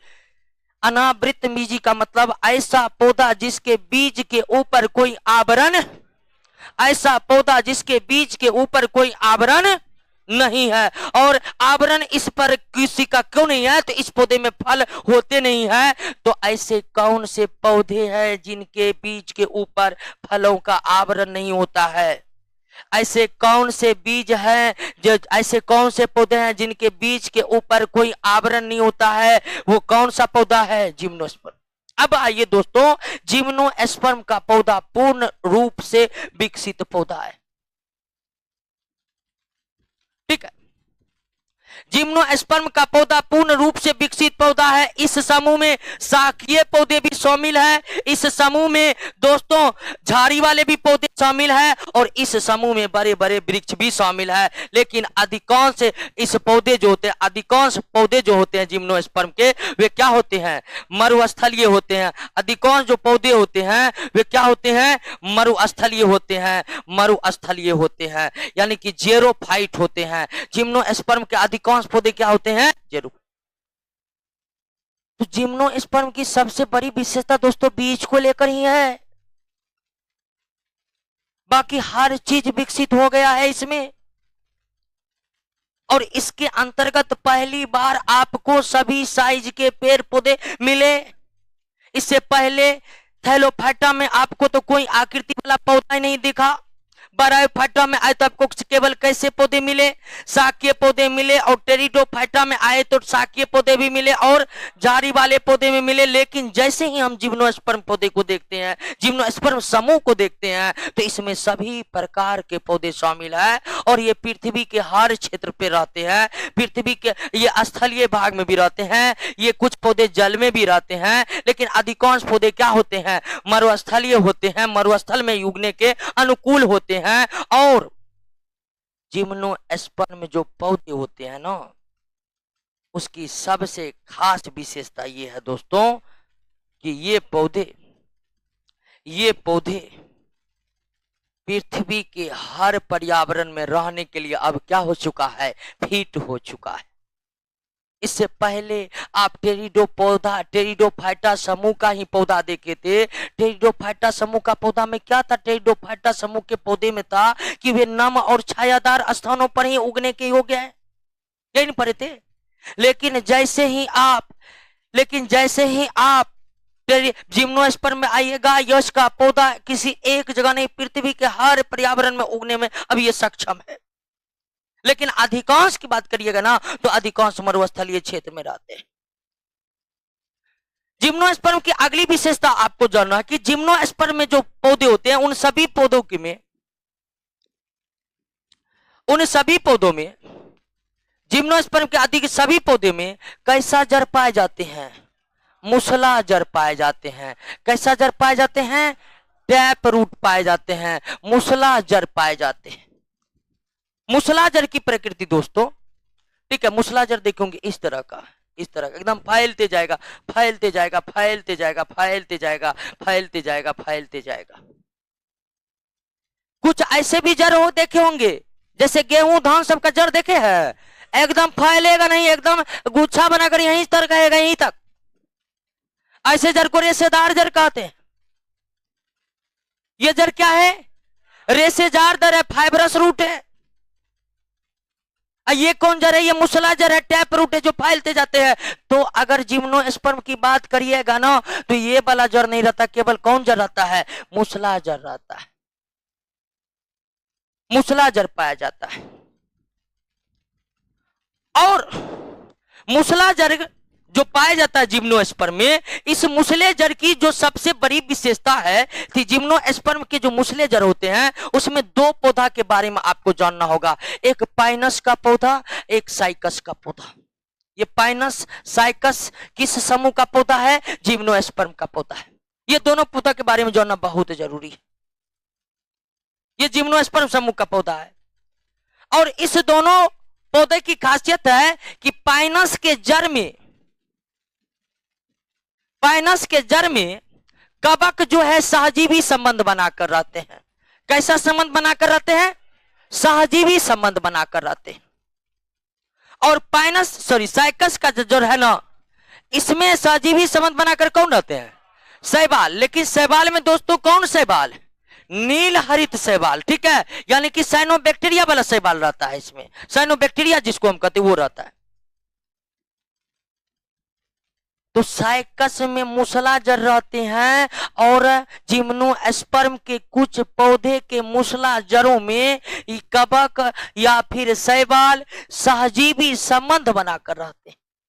और सहजीवी संबंध में आप बताए थे दोनों को फायदा होता है। कवक को रहने के लिए स्थान देता है कौन? और कवक जो पाइनस पौधा जो है, पाइनस जो है ये भोजन बनाता है, ग्लूकोज बनाता है और कार्बोहाइड्रेट देता है किसको? कवक जो है नाइट्रोजन स्थिरीकरण के कार्य में सहायक होता है, ये भूमि की उर्वरता को बढ़ाता है। वही काम शैवाल भी यहां करता है। तो सभी जिम्नोस्पर्म पौधे में मूसला जड़ पाए जाते हैं, रेशेदार जड़ की उपस्थिति इसमें नहीं होती है। और इसमें यानी कि कुछ जिम्नोस्पर्म पौधे में शैवाल और कवक सहजीवी संबंध बनाकर रहते हैं। और ध्यान दीजिएगा दोस्तों, ऐसा सहजीवी संबंध जो पौधे के जड़ और शैवाल के बीच हो उसे क्या कहते हैं? कोरोलोइड कहते हैं। क्या कहते हैं? ऐसा सहजीवी संबंध जो कवक और पौधे के जड़ों के बीच में है उसे माइकोराइजल कहते हैं। क्या कहते हैं? माइकोराइजल कहते हैं। ये बात आपको याद रखना होगा। माइकोराइजल क्या है? तो माइकोराइजल सहजीवी संबंध है। किनके बीच? कवक और पौधे के जड़ों के बीच। जिस तरह लाइकेन में शैवाल और कवक के बीच के सहजीवी संबंध को हेलोटिज में नाम दिए थे ना जी, एक अलग नाम दिए थे ना, उसी तरह कवक और पौधों के जड़ों के बीच जो सहजीवी संबंध बनता है उसे क्या कहते हैं? माइकोराइजल। यानी अगर मान लीजिए कि किसी पौधा में माइकोराइजल जड़ है तो उसका मतलब है कि उस पौधे के जड़ में सहजीवी संबंध बनाकर कौन रह रहे हैं। और ऐसा ऐसा ऐसा पौधे का जड़ जिसमें शैवाल शैवाल सहजीवी संबंध बनाकर रह रहे हैं उसे क्या कहते हैं? कोरलवाइड जड़। तो कोरलवाइड जड़, कोरलवाइड जड़ और माइकोराइजल जड़, कोरलवाइड जड़ और माइकोराइजल जड़, कोरलवाइड जड़ और माइकोराइजल जड़ जो है, कोरलवाइड जड़ और माइकोराइजल जड़ जो है दोस्तों, ये जड़ जिम्नोस्पर्म में भी रहता है और किन पौधा में रहता है ये दोनों याद रखना है। डायरेक्ट पूछ देगा माइकोराइजल जड़ किस पौधा में पाया जाता है, कोरलवाइड जड़ किस पौधा में पाया जाता है। कोरलवाइड जड़ में सहजीवी संबंध बनाकर कौन रहते हैं? शैवाल रहते हैं। माइकोराइजल जड़ में सहजीवी संबंध बनाकर कौन रहते हैं? कवक रहते हैं। कोई दिक्कत नहीं।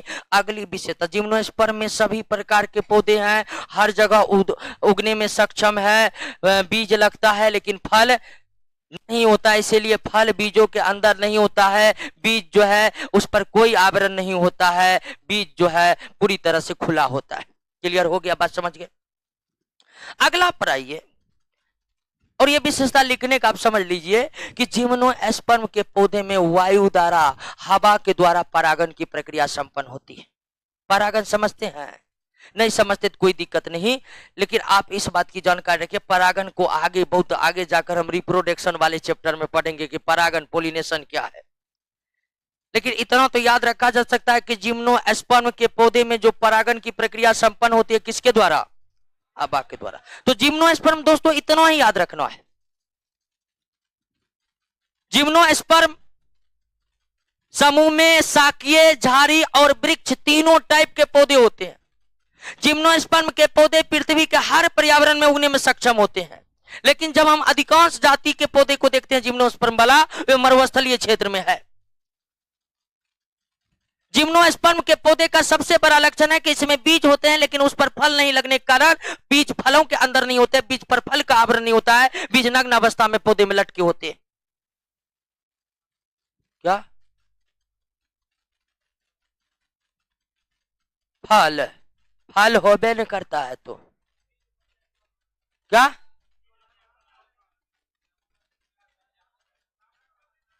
एग्जाम्पल, फल होबे नहीं करता तो फल का नाम कैसे होगा? चलिए दोस्तों, आप ये समझिए ना कि जिम्नोस्पर्म के पौधा में फल नहीं लगता है लेकिन बीज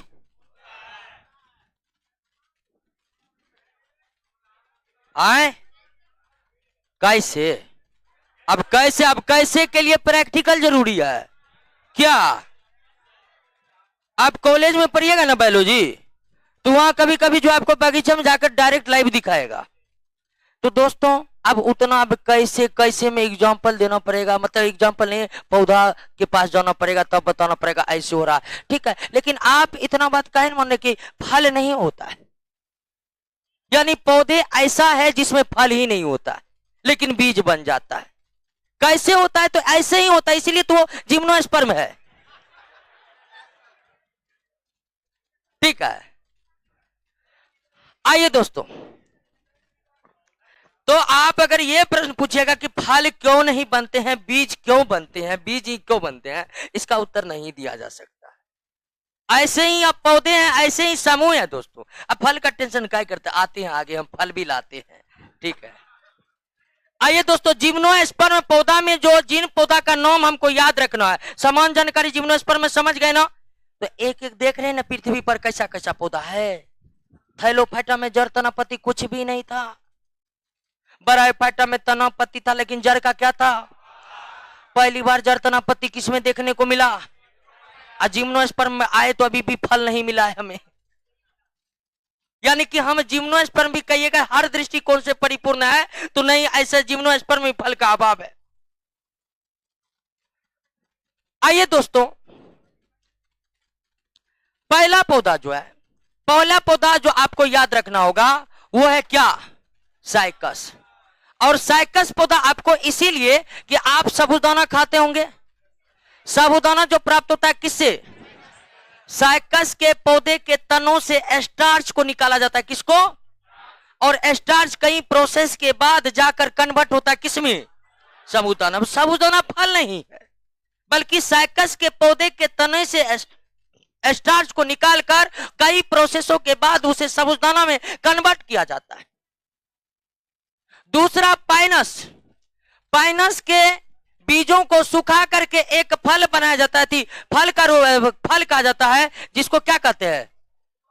थोड़ा मिस्टेक हो गया, चिलगोजा फल नहीं है, ठीक है, चिलगोजा फल है, बल्कि चिलगोजा किसके बीजों से बनता है?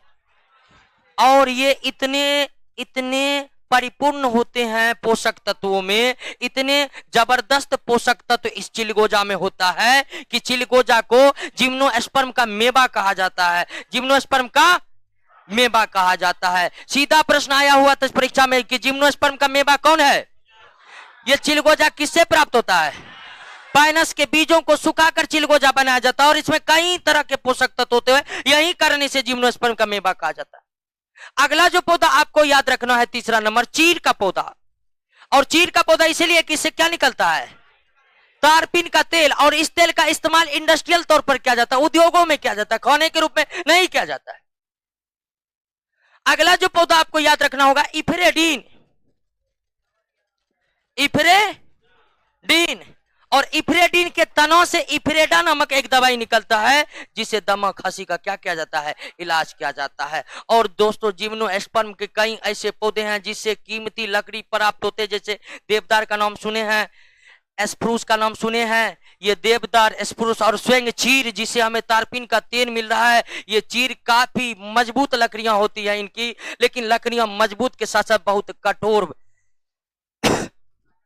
हाँ, लंबाई में भी सबसे आगे सबसे बड़ा पौधा जो सिकोया का है वो जिम्नोस्पर्म का भी है। बिल्कुल सही बोले। तो जिम्नोस्पर्म में इसी पौधे को आपको याद रखना है कि साबूदाना किस पौधा से प्राप्त होता है? साइकस के पौधा से प्राप्त होता है। चिलगोजा किस पौधा से प्राप्त होता है? पाइनस के पौधा से। तारपीन का तेल किस पौधा से प्राप्त होता है? इफ्रेडा किससे प्राप्त होता है? कोई दिक्कत? आ जाइए दोस्तों, अंतिम समूह आज समाप्त कर देते हैं।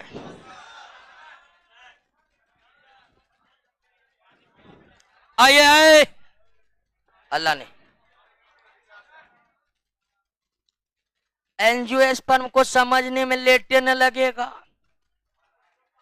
आप जो अपने आसपास चारों तरफ देखते हैं, आपके आसपास के चारों तरफ के पौधे में 95% पौधा कौन है?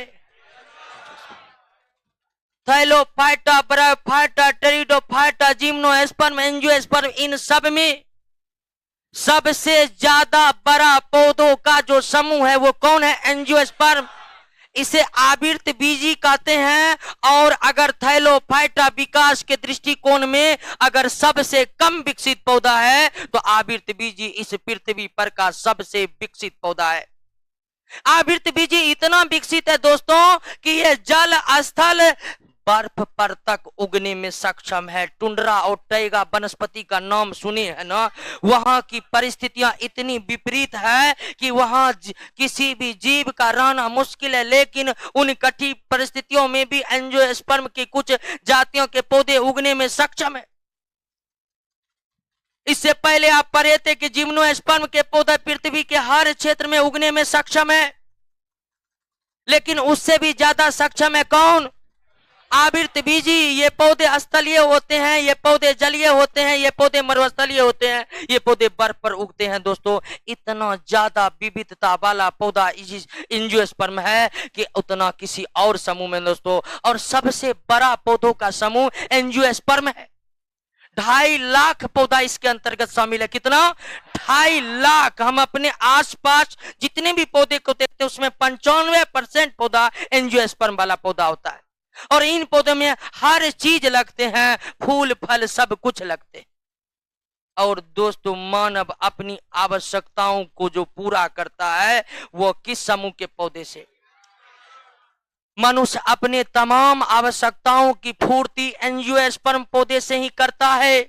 चाहे खाने वाला अनाज हो, चाहे तिलहन फसल हो, चाहे दलहन फसल हो, चाहे चाय कॉफी वाला पेय पदार्थ वाला फसल हो, हर पदार्थ हर फसल वाला पौधा किसमें है? एंजियोस्पर्म। यानी कि हम अपने सभी आवश्यकताओं को एंजियोस्पर्म पौधे से ही प्राप्त करते हैं। सब्जी वाला पौधा हो, ठीक है, पेय पदार्थ वाला पौधा हो, अनाज वाला पौधा हो, फल वाला पौधा हो, सभी उत्पाद हम किस समूह से प्राप्त करते हैं? एंजियोस्पर्म से। सबसे बड़ा समूह कौन है? सबसे विकसित समूह कौन है? सबसे ज्यादा पौधा वाला समूह कौन है? सबसे ज्यादा विविधता वाला पौधा कौन है? क्लियर हो गया ना? तो इसमें ज्यादा बताने की जरूरत नहीं। अब दोस्तों समझिए कि ये एंजियोस्पर्म इतना विस्तृत, इतना बड़ा ग्रुप है पौधे का। एंजियोस्पर्म, ध्यान दीजिएगा, एंजियोस्पर्म इतना बड़ा समूह है पौधे का कि पुनः इसे दो समूहों में बांटा गया है। आवृतबीजी को कितने समूह में बांटा गया है? दो समूह में। एक बीज पत्री, यानी कि शॉर्ट में इसे मोनोकॉट और डिटेल में मोनोकोटिलीडॉन्स कहते हैं। और दूसरा क्या है? द्विबीजपत्री, यानी डायकोट या डायकोटिलीडॉन्स। आवृतबीजी पौधे जो हर दृष्टिकोण से पूर्णतः विकसित पौधा है, इन्हें पुनः कितने भागों में बांटा गया है? दो भागों में। एक बीजपत्री, द्विबीजपत्री, एक बीजपत्री, द्विबीजपत्री। अब दोस्तों हमें एक बीजपत्री और द्विबीजपत्री के बीच के अंतर को समझ लेना है कि आखिर एक बीजपत्री और द्विबीजपत्री के बीच क्या अंतर है। तो आप इस अंतर को समझिए। एक बीजपत्री यानी कि क्या? मोनोकोट, ये भी शॉर्ट नाम है। और द्विबीजपत्री का मतलब डायकोट। अब क्या अंतर है इस दोनों में? पहला तो अंतर नाम से ही आपको स्पष्ट हो गया होगा ना, कि जो पहला अंतर बीज को लेकर है। पहला अंतर किसको लेकर है? इसके बीज में कितने पत्र होते हैं? एक पत्र होते हैं। और इसके बीज में कितने पत्र होते हैं? दो। आप चना को खोले हैं, चना के अंदर कितने बीज पत्र? दो। गेहूं सबको देखे हैं, वो भी बीज है। गेहूं के बीज क्या है? वही चना, मटर या कोई भी दलहन जो है वो क्या है? दो बीज पत्र वाला। तो एक बीजपत्री और द्विबीजपत्री में सबसे बड़ा अंतर यही है कि एक बीजपत्री में कितने बीज पत्र होते हैं? एक होते हैं। द्विबीजपत्री में दो होते हैं। और दूसरा अंतर दोस्तों जड़ को लेकर भी है, ठीक है, जड़ को लेकर भी है। एक बीजपत्री का जो जड़ होते हैं, एक बीजपत्री का जो जड़ होते हैं वे कैसे होते हैं? रेशेदार होते हैं, फाइबरस रूट होते हैं। लेकिन अगर द्विबीजपत्री की बात करिएगा तो ये कैसे होते हैं? मूसलाधार होते हैं। द्विबीजपत्री कैसा जड़ होता है? मूसलाधार। ये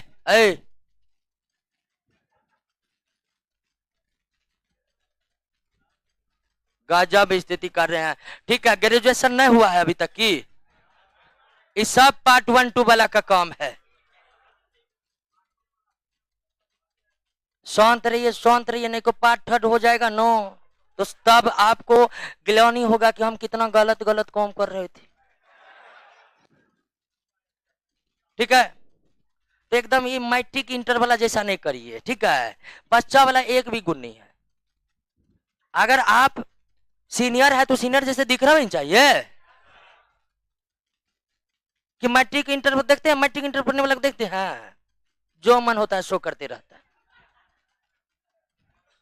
और उसको इतना भी दिमाग नहीं तो पूरा सीनियर को पागल घोषित के लिए रहता है, ठीक है। सबके गई ऐसे है वैसे है, कोई नहीं, उसका अपना 2-4 गो रहता है वही, ठीक है। वो उसको मतलब अच्छा करता है, वो उसको अच्छा करता है, उसी दुनिया में रहता। तो उस दुनिया को हम लोग पार कर चुके, उसके जैसा कोई भी बिहेव नहीं करना। आइए तीसरा अंतर है।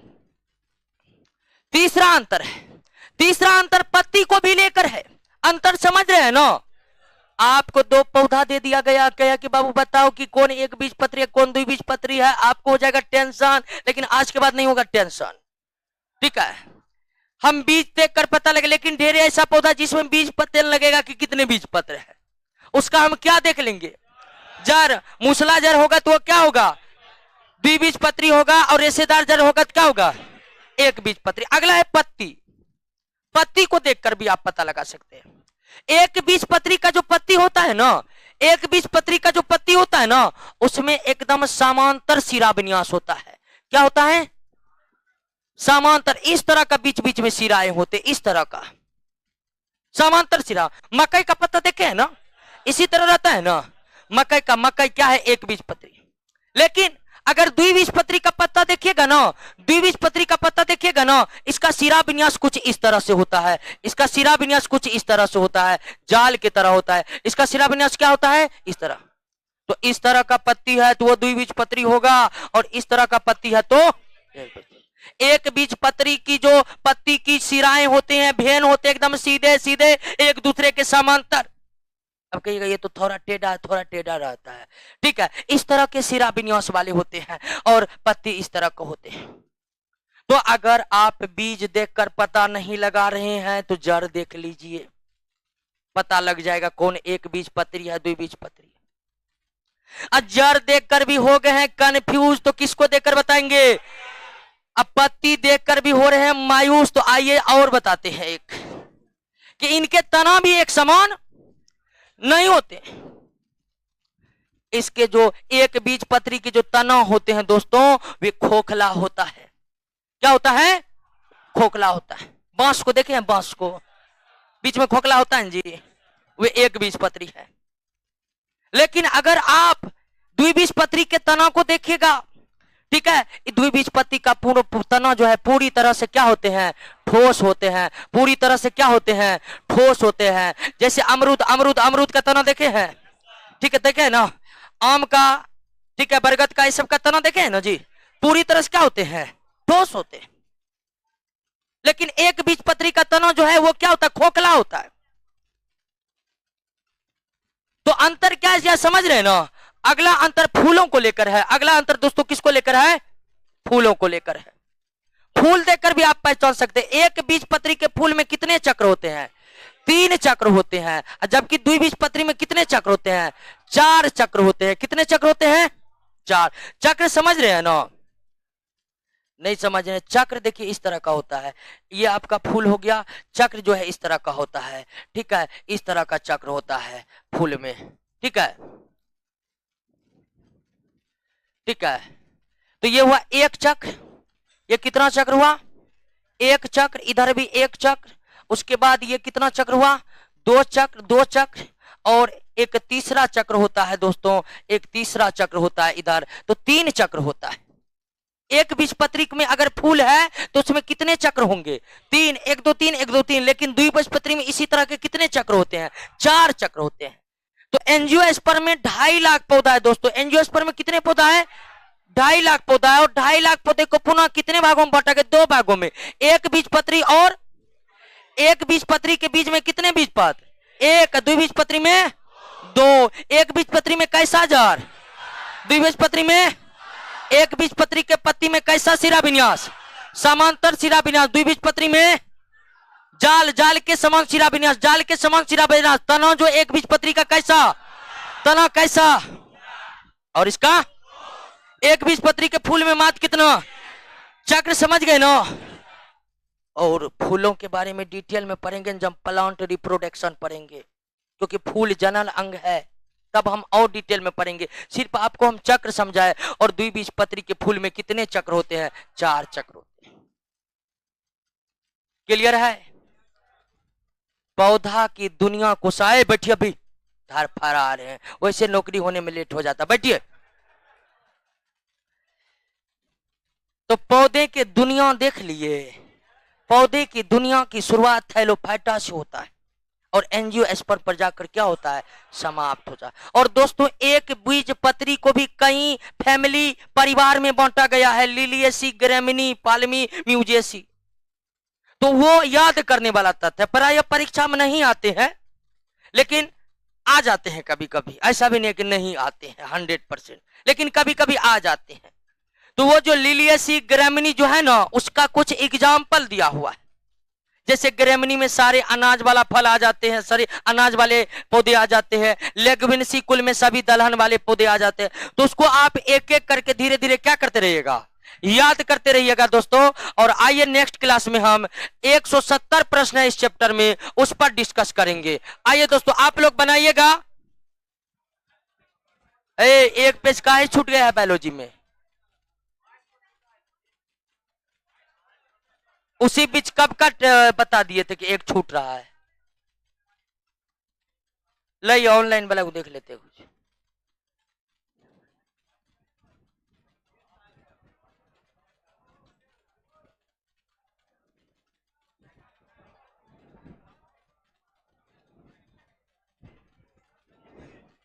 आइए दोस्तों ऑनलाइन वाले ललन कुमार, ऋचा, आर्या, निखिल राज, पूजा यादव, कई एक ऑनलाइन वाले सब जुड़े हुए जो, तो प्रश्न पूछ सकते हैं। और दोस्तों ऑनलाइन एक पेज जो छूट गया था ऑनलाइन वाले में को अवेलेबल करा दिए हैं। एक पेज देखिएगा, बोल दीजिएगा कोचिंग में एक पेज जिनका जिनका छूट गया वो ले लेगा।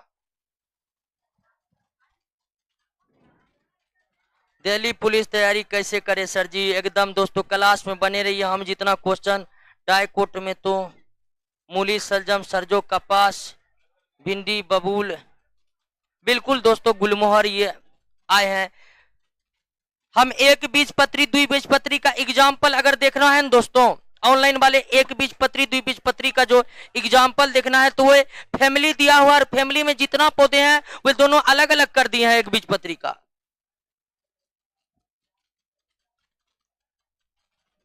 इस चैप्टर में 170 प्रश्न है। किसी कारण बस एक पेज छूट गया है तो उसको हम अवेलेबल करा देंगे। आलू क्या है दोस्तों? आलू क्या है? आलू द्विबीजपत्री है।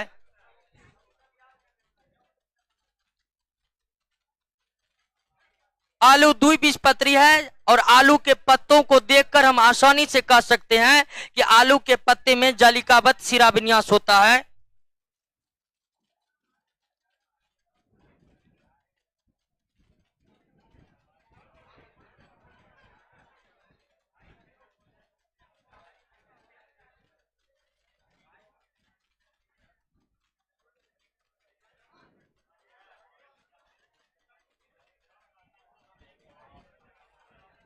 आलू डाइकोट है, बिल्कुल आलू डाइकोट है, बिल्कुल हाँ बिल्कुल ही। ये जो बायोलॉजी का 4 और 5 नंबर चैप्टर है इसमें सीजीएल एलडीसी यानी सेंट्रल एसएससी बहुत प्रश्न पूछता है।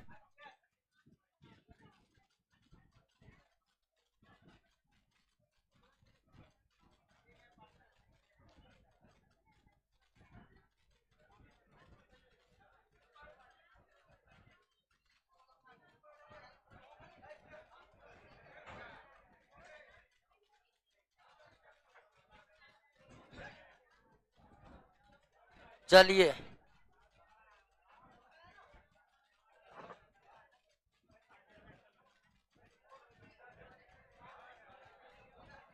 तने का कॉम क्या है? तने का कॉम बहुत है। एक चैप्टर है 12 नंबर बायोलॉजी का जो शायद अभी जुड़ा नहीं है, उसमें हम जड़, तना, पत्ती के कार्यों के बारे में पढ़ेंगे।